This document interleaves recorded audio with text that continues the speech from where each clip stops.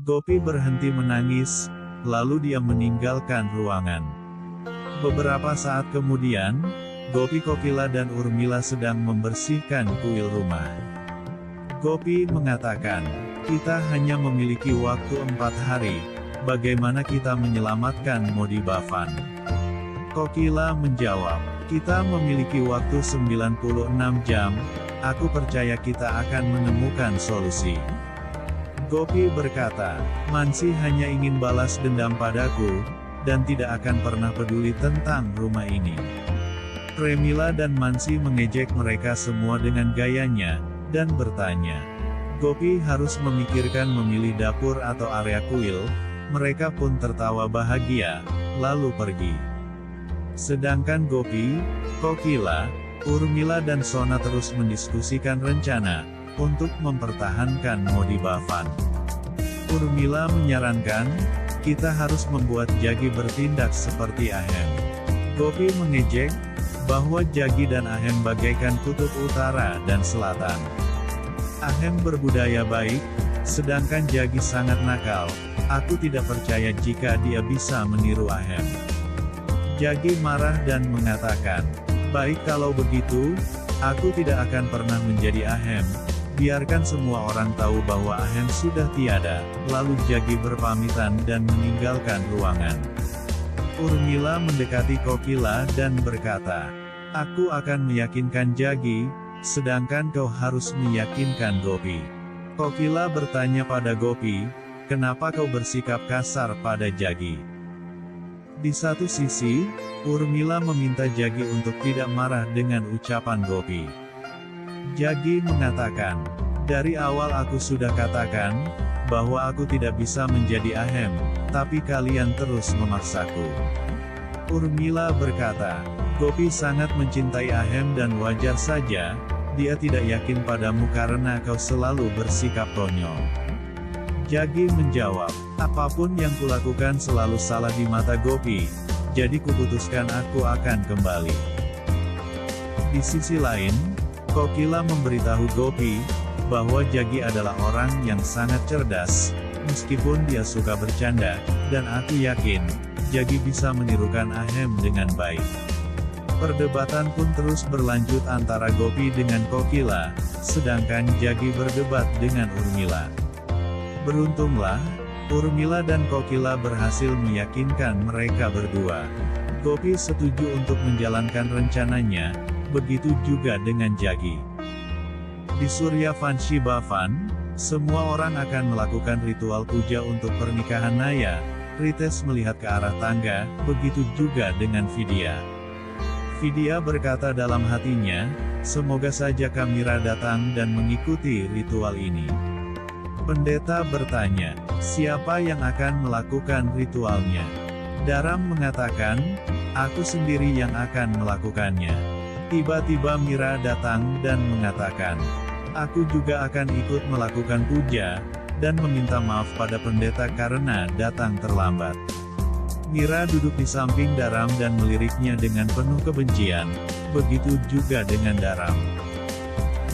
Di Modi Bhavan, Gopi, Jagi, Kokila dan Urmila sedang berdiskusi, untuk merencanakan sesuatu pada Mansi. Gopi mengatakan, "Kita harus bertanya pada Mira juga Vidya, apa kelemahan Mansi, karena selama 10 tahun mereka tinggal bersama di Mumbai." Urmila menunjukkan beberapa foto Mansi pada Jagi, sedangkan Gopi memberikan pakaian milik Ahem.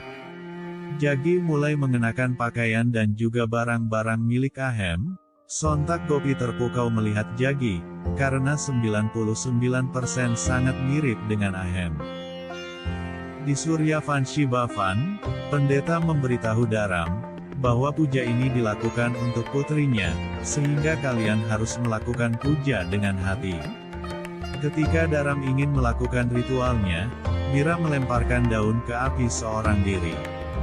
Daram menjadi emosi dan menarik tangan Mira dengan paksa, lalu mengulangi semua ritualnya, dengan melemparkan sesuatu ke dalam api.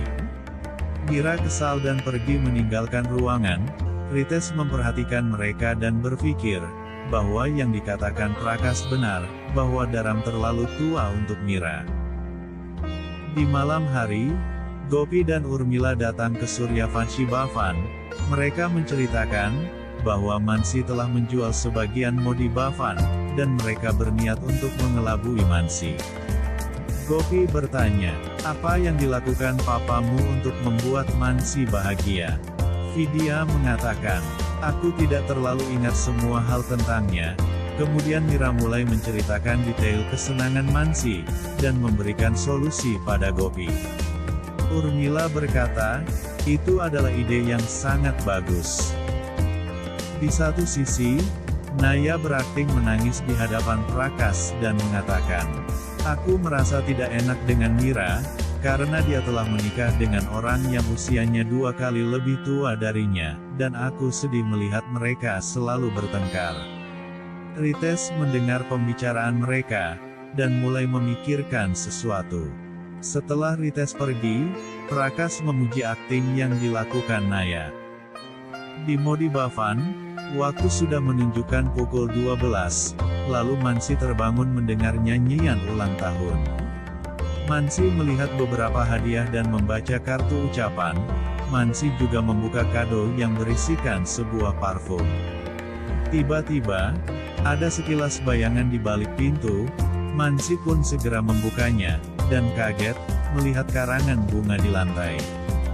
Mansi keluar kamar dan melihat seseorang di dalam kegelapan. Mansi bertanya siapa itu.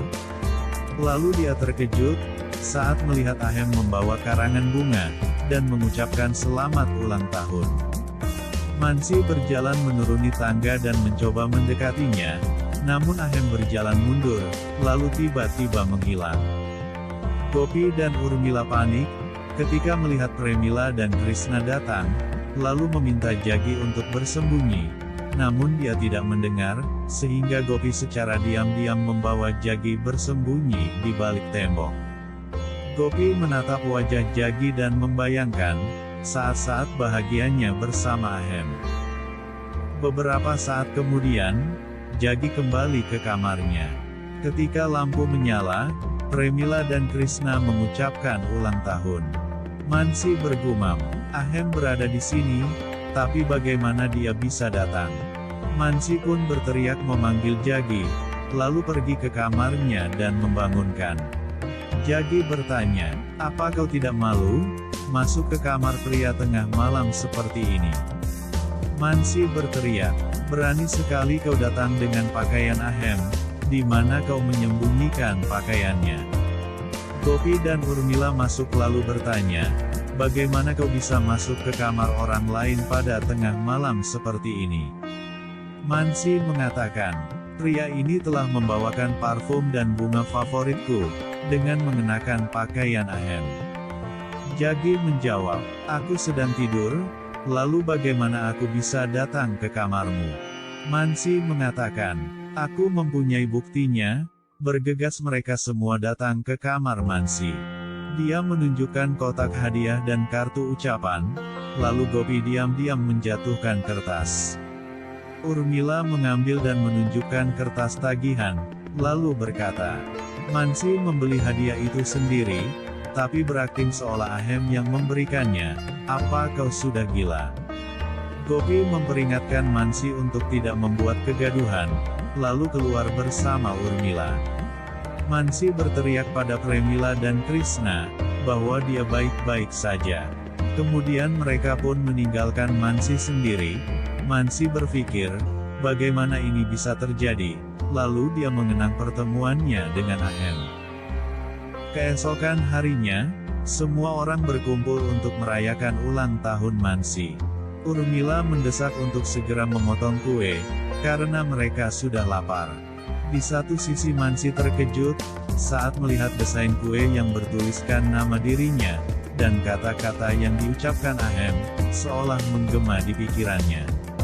Lalu Mansi melemparkan pisau, dan pergi meninggalkan semua orang. Mansi langsung menghubungi pedagang kue dan bertanya, siapa yang memesan kue atas nama dirinya. Baker mengatakan, Tuan Krishna yang telah memesannya. Mansi bertanya, Bagaimana kau bisa tahu desain kue yang kusuka? Baker mengatakan, seorang pria datang membantu untuk menyiapkan kue tersebut. Mansi berkata, ini mustahil, Ahem tidak mungkin kembali. Tak lama kemudian, Premila datang menghibur Mansi dan menasehatinya. Mansi pun akhirnya kembali, dan mulai merayakan ulang tahunnya dengan gembira. Dia meniup lilin, dan memotong kue.